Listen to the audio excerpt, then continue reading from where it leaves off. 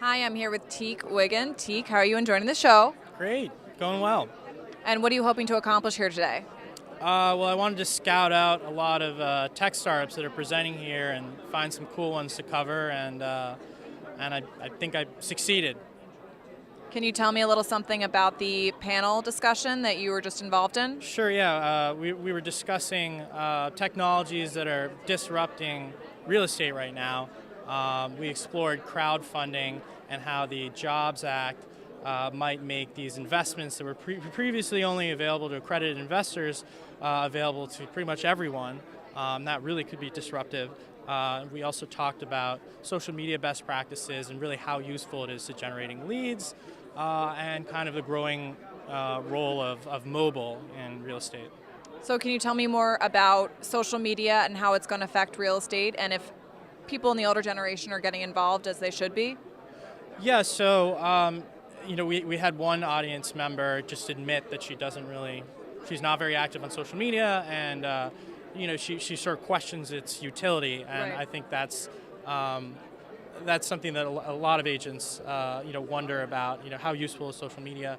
I thought it was interesting. We had someone on the panel, Matthew with Corcoran Group, and he said that he thought the most effective social media use for generating leads and sort of just reaching an audience is Twitter. Right. And you often hear Facebook, but he said Twitter, and he said that I think largely because you're able to directly connect with people who you know are talking about certain issues and topics, because you can find them through social search. You can geo-target them, and you can find them through key phrases that they're using, and then reach out to them. So I thought you don't usually hear that Twitter is more useful than Facebook. I thought that was interesting. And what do you think the best way to get people involved in Twitter who don't really understand it, therefore oppose it? Emphasize or highlight social search. So when people think of Twitter, they often think of just sending out tweets, hoping people follow them, maybe mentioning someone.